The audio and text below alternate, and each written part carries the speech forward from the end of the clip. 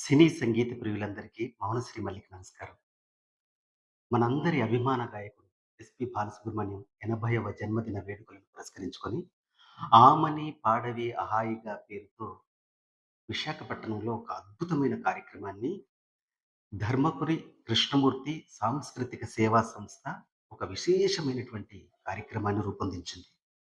ఈ కార్యక్రమంలో Dharmapuri Tyagaraju alias DT రాజు ఇతర గాయనీమణులతో కలిసి ఒక అద్భుతమైనటువంటి బాలసుబ్రహ్మణ్యం జీవితంలో పాడినటువంటి అద్భుతమైనటువంటి పాటలను వీరు ఆలపిస్తారు.